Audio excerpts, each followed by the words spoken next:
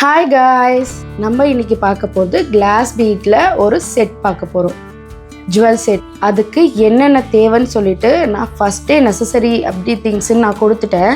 ஒவ்வொரு பொருளும் யூஸ் பண்ணும்போது அதோட நேம் சொல்கிறேன். கிளாஸ் பீட் ஜுவல் ஏற்கனவே நான் ஒரு செட் பண்ணி வச்சுருக்கேன். இப்போது நம்ம நெக்ஸ்ட் செட் எப்படி பண்ணுறதுன்னு பார்க்கலாம். ஃபர்ஸ்ட் பார்த்தீங்கன்னா ஒரு ஸ்பேசர், அதாவது உங்களுக்கு ரவுண்ட் ஸ்பேசர், நிறைய ஸ்பேசர் இருக்குது. அதில் நல்லா குண்டு மாதிரி இருக்கும். குண்டுன்னு கேள்விப்பட்டிருப்பீங்க, அது மாதிரி இருக்கும். அந்த ஸ்பேசர் எடுத்துக்கணும். எடுத்ததுக்கப்புறம் கிளாஸ் பீட் மினிமம் ஒரு 5 பீடாக கோத்து முடித்ததுக்கப்புறம், அதாவது ஒரு லைனில் நீங்கள் ஒரு கால்குலேஷன் வச்சுக்கோங்க. உங்களுக்கு லென்த் அளந்துக்கோங்க. எனக்கு நான் என்ன பண்ணேன்னா, ஒரு பீடு 5 பீடு அப்படின்னா ஒரு 25 கிளாஸ் பீட் கணக்கு வச்சுக்கிட்டேன். சென்டரில் இருக்க ஸ்பேஸரை கனெக்ட் பண்ணாதீங்க, அதாவது ஒரு லைன். அப்புறமா திரும்பி சென்டரில் டாலரை கோத்துற வேண்டியதுதான். இந்த மாதிரி 5 கோத்து ஒரு லைன் ஃபுல்லாக எடுத்துக்கோங்க. சீரியஸாக இது பார்க்கறதுக்கு மட்டும் இல்லை, சாரீஸ்க்கெல்லாம் வியர் பண்ணிங்கன்னா ரொம்பவே நல்லாயிருக்கும்.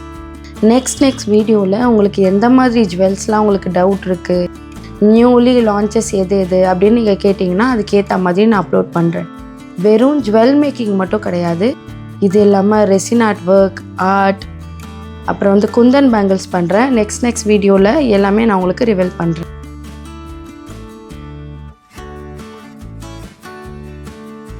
உங்களுக்கு இதில் ஏதாவது டவுட் இருந்தால் தாராளமாக நீங்கள் என்கிட்ட கேட்கலாம்.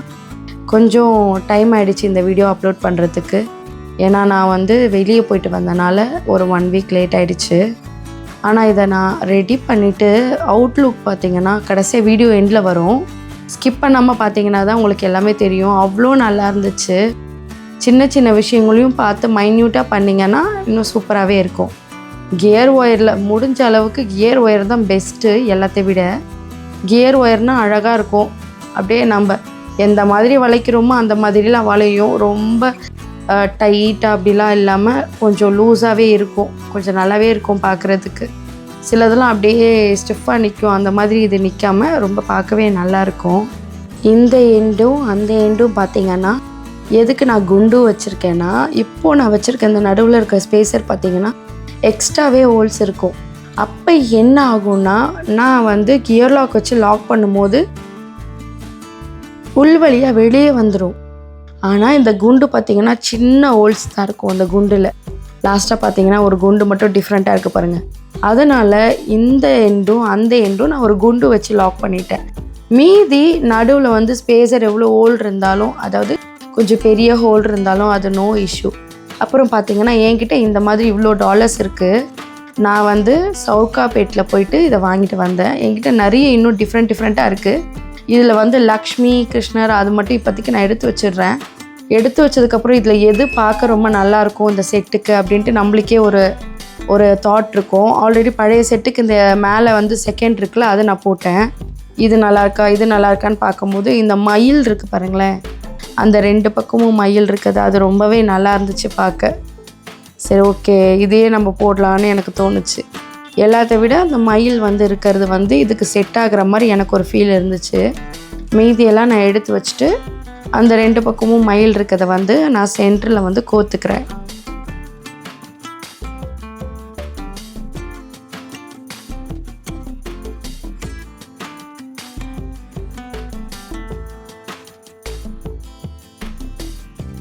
சென்டரில் கோத்துட்டேன். இந்த மாதிரி கோத்ததுக்கப்புறம்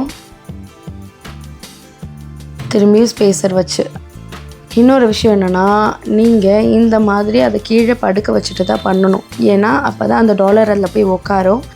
இந்த பக்கம் ஒரு ஸ்பேஸரும் அந்த பக்கம் ஸ்பேஸரும் கரெக்டாக உட்காரும். ஏன்னா நீங்கள் இப்படி கையில் தூக்கி வச்சுட்டு பண்ணிங்கன்னா ஸ்பேசர் அந்த டாலருக்கு பின்னாடி போயிடும். பின்னாடி போயிடுச்சுன்னா இப்போ நடுவில் நம்ம கியர் லாக்லாம் போடக்கூடாது. அது பார்க்கவும் அவ்வளோ நல்லா இருக்காது. இப்படி நல்லா ஒரு லைனாக கோக்கணுன்னா இப்படி வச்சுட்டு, நீங்கள் எதுவாக இருந்தாலும் இப்படி கீழே வச்சுட்டு ஒன் சைடு கோத்துட்டு, இப்போ நான் ஒன் சைடு மட்டும் கோத்துட்டு இன்னொரு சைடு கோக்க வரல. நான் கியர் லாக் ஒயரை எடுத்துக்கிட்டு லைனாக கோக்க ஆரம்பிச்சிட்டேன். லைனாக கோத்துட்டு ஃபஸ்ட்டு இந்த பக்கம் நான் முதல்ல கியர் லாக் வச்சு லாக் பண்ணிவிடுவேன். அப்புறமா தான் அந்த பக்கம் லாஸ்ட்டாக கட் பண்ணி எடுத்துக்கிட்டு அந்த பக்கம் வச்சு லாக் பண்ணுவேன். ஸ்பேசராக இருக்கட்டும், டாலராக இருக்கட்டும், இல்லாட்டி கிளாஸ் பீடாக இருக்கட்டும், இது எல்லாமே முடிஞ்ச அளவுக்கு நான் ஆன்டி டர்னிஷ் தான் யூஸ் பண்ணுறேன். இப்போ நான் வச்சுருக்கேன் பார்த்தீங்களா. அதுக்கப்புறம் பக்கத்தில் பார்த்தீங்கன்னா கிளாஸ் பீடுக்கு பக்கத்தில் இருக்கிறது பேர் லாப்ஸ்டர் லாக்கு, 2 தனியாக இருக்கிறது. அதுக்கு இல்லாமல் ஜம்ப் ரிங்கும் வச்சுருக்கேன். ஜம்ப் ரிங், அப்புறம் வந்து லாப்ஸ்டர் லாக்கு, அப்புறம் வந்து செயின், சென்டர் செயின் கூட சொல்லுவாங்க. அதை நம்ம வேணும்னா ஒரு டிசைனுக்காக நம்ம அதை யூஸ் பண்ணிக்கலாம். லிங்க் செயினாக கூட யூஸ் பண்ணுவாங்க. ஸோ நான் கியர் லாக்கை கூட வந்து பார்த்திங்கன்னா ஆன்டி டர்னிஷ் தான் யூஸ் பண்ணுறேன். நார்மல் கியர் லாக் வந்து கொஞ்சம் ரொம்ப சாஃப்டாக இருக்கும், அழுத்தினோன்னே அழுந்திரும். பட் ஆனால் ஆன்டி டர்னிஷில் நம்ம வாங்குகிற கியர் லாக் வந்து கொஞ்சம் டைட்டாக தான் இருக்கும்.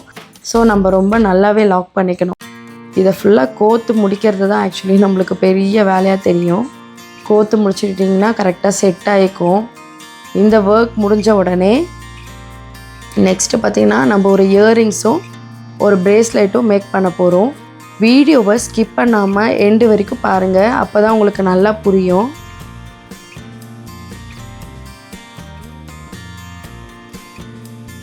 நான் சொன்ன பார்த்தீங்களா, இதுதான் நார்மல் கியர் லாக்கு.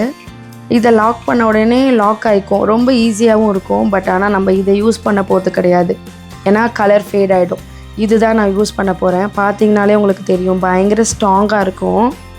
ஒரு எப்படி சொல்கிறது, ஒரு பீட் மாதிரி இருக்கும் பார்க்குறதுக்கே, நல்ல திக்னஸாக வேறு இருக்கும். அதனால் நான் வந்து ப்ளையர் வச்சு நல்லா அழுத்தினா தான் அது லாக்கே ஆகும். நான் அதை தான் எடுத்துக்கிட்டேன். ஆன்டி டர்னிஷ் யூஸ் பண்ணால் கலர் அந்தளவுக்கு சீக்கிரமாக ஃபேட் ஆகாது. ஏன்னா நம்மளுக்கு ஸ்வெட் ஆகும்போது ஸ்வெட் ஆகாமல் இருக்காது. ஸ்வெட் ஆகும்போது நார்மல் கியர் லாக் வந்து ஃபேட் ஆகிடும். ஆனால் இந்த கியர் லாக் ஃபேட் ஆகாது. இன்னொரு விஷயம் என்னென்னா, நீங்கள் 2 கியர் லாக் போட்டு லாக் பண்ணிக்கோங்க. ஏன்னா கிளாஸ் பீட் கொஞ்சம் வெயிட்டாக இருக்கும். இதோட இந்த நெக் செட்டே கொஞ்சம் வெயிட்டாக தான் இருக்கும், ஏன்னா நம்மளுக்கு கிளாஸ் பீட்டில். ஸோ அதனால் சொல்கிறேன். அது கூடவே ஒரு லாப்ஸ்டர் லாக் போட்டுக்கோங்க.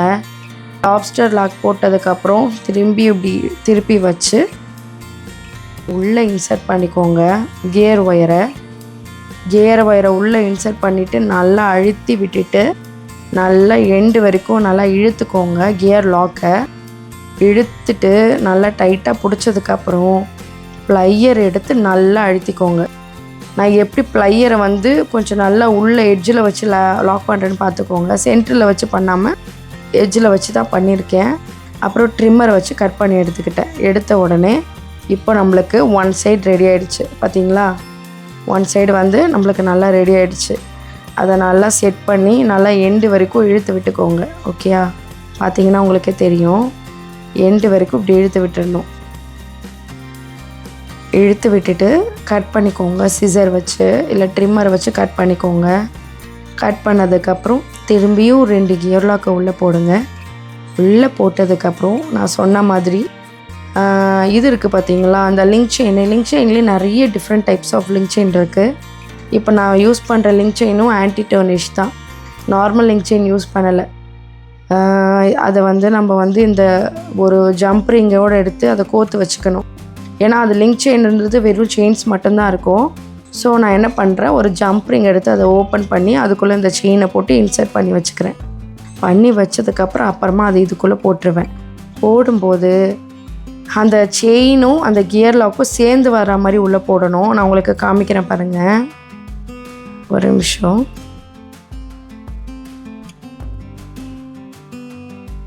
உங்களுக்கு தெரியுதா, இங்கே பாருங்கள்.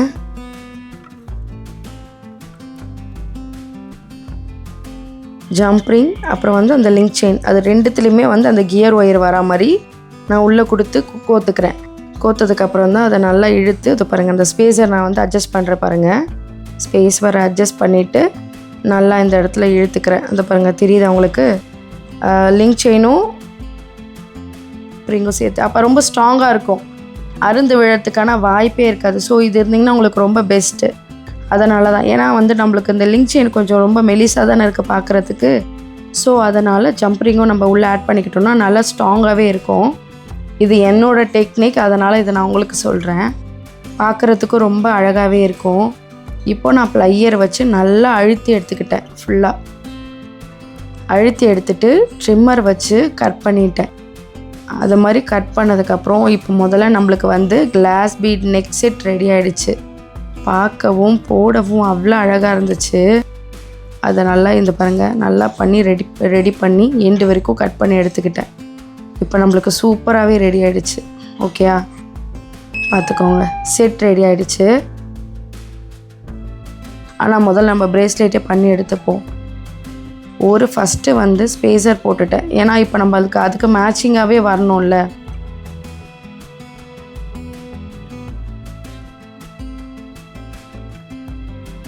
அந்த டாலர் கொஞ்சம் பார்க்கவே ரொம்ப எப்படி சொல்கிறது, ஒரு ரிச்சாக இருக்குது. ஸோ வந்து நம்ம அந்த டாலர் பேஸ் பண்ணி பண்ணாமல் ஸ்பேசர் மட்டும் வச்சு நம்ம ஒரு பேஸாக அதை வந்து யூஸ் பண்ணிக்கலாம். நான் என்ன பண்ணியிருக்கேன்னா, ஃபஸ்ட்டு ஒரு ஸ்பேசர் போட்டுக்கிட்டேன். போட்டதுக்கப்புறம் நீங்கள் பார்த்தீங்கன்னா உங்களுக்கு தெரியும் எத்தனை பீட் நான் போட்டிருக்கேன்னு சொல்லிட்டு. ஒரு 8லேருந்து 9 பீட் நான் போட்டுக்கிட்டேன். ஏன் சொல்கிறேன்னா, எனக்கு அவ்வளோதான், என்னோடய ஹேண்ட் சைஸ் அவ்வளோதான் இருக்குது. ஸோ அதனால் அவ்வளோதான் நான் போட்டுக்கிட்டேன். உங்களுக்கு தேவைன்னா நீங்கள் எத்தனை வேணால் போட்டுக்கலாம். பார்த்தீங்கன்னா உங்களுக்கு தெரியும் நான் அதை குவான்டிட்டி 8லேருந்து இப்போ 1 2 3 இங்கே பார்த்தீங்கன்னா தெரியும் 4 8 இருக்கா, இந்த பக்கம் 8 இருக்குது, 8 8 16, 3 ஸ்பேசர் 17 18 19. ஏன்னா நான் வந்து ப்ரில் மாதிரி பண்ணும்போது அது ஓரளவுக்கு செட் ஆகிக்கும். இது வந்து நான் வந்து லாப்ஸ்டர் லாக்லாம் சேர்த்து வச்சு பண்ணுறனால நான் இந்த அளவு மட்டும் போட்டுக்கிட்டேன். நீங்கள் 9 போட்டுக்கிட்டனாலும் போட்டுக்கலாம். ஹேண்ட் சைஸை வந்து நம்ம மெஷர் பண்ணி அதுக்கேற்ற மாதிரி போட்டுக்கிறது பெஸ்ட்டு. இதுக்குமே நான் கியர் லாக் வச்சு தான் இந்த பிரேஸ்லெட் பண்ண போகிறேன், ஏன்னா அதான் ரொம்ப நல்லாயிருக்கும். அது மட்டும் இல்லாமல் லிங்க் செயின் இதுக்கு நம்ம யூஸ் பண்ணும்போது இந்த மாதிரி கியர் லாக் வச்சு யூஸ் பண்ணுறது தான் நல்லாயிருக்கும். பார்த்தீங்களா, இந்த பக்கம் நான் வந்து அதை நல்லா வந்து செட் பண்ணிட்டேன். இதே மாதிரி இந்த பக்கம் இழுத்து விட்டுட்டு அந்த பக்கம் 2 கியர் லாக் கட் பண்ணிக்கிறேன். கட் பண்ணதுக்கப்புறம் 2 கியர் லாக் போட்டுட்டு அதே மாதிரி தான் ஃபஸ்ட்டு நம்ம பண்ணோம் பார்த்தீங்களா, லிங்க் செயின் யூஸ் பண்ணுறது, அதே மாதிரி தான் இப்போயும் பண்ண போகிறோம். அந்த இதுவே நீங்கள் யூஸ் பண்ணிக்கோங்க. ஜம்ப் ரிங்கை நம்ம உள்ளே ஆட் பண்ணிவிட்டு அப்புறமா திரும்பியும் அந்த லிங்க் செயின் இருக்குது பார்த்தீங்களா, லிங்க் செயினையும் எடுத்து உள்ளே ஆட் பண்ணிக்க போகிறோம். இப்போ நம்ம இதில் கோக்காமல் அப்படியே யூஸ் பண்ணுறதுக்கு காரணம், ஜம்ப் ரிங் வந்து தனியாக இருந்துச்சுன்னா நம்ம ஜம்ப் ரிங்கில் வந்து லாப்ஸ்டர் லாக்கை லாக் பண்ணிக்கலாம். அப்புறம் அந்த லிங்க் செயின் வந்து அது அழகாக தனியாக தெரியும்னு சொல்லிவிட்டு நான் இந்த மாதிரி பண்ணேன். உங்களுக்கு எந்த மாதிரி விருப்பமோ நீங்கள் பண்ணிக்கலாம். பட் இப்படி பண்ணிங்கன்னா ரொம்ப நல்லாவே இருக்கும் பார்க்குறதுக்கு. பார்த்திங்கன்னா இது தனியாக தெரியுதா, இங்கே பாருங்கள், இது தனியாகவே தெரியும். ஸோ ரொம்ப பார்க்குறதுக்கே ரொம்ப அழகாக இருக்கும். அதை நல்லா வந்து இழுத்து விட்டு நல்லா எட்ஜு வரைக்கும் கார்னர் வரைக்கும் இழுத்துட்டு நம்ம வச்சு லாக் பண்ணிக்கலாம். ப்ளையர் வச்சு லாக் பண்ணிக்கலாம்.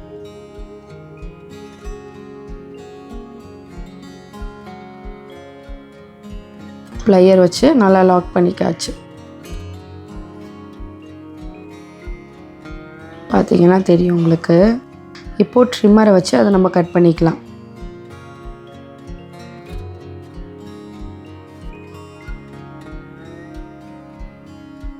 இதை வந்து கரெக்டாக பார்த்தீங்கன்னா இந்த ஜம்ப் ரிங்கில் வந்து நம்ம கோத்துற வேண்டியது தான்.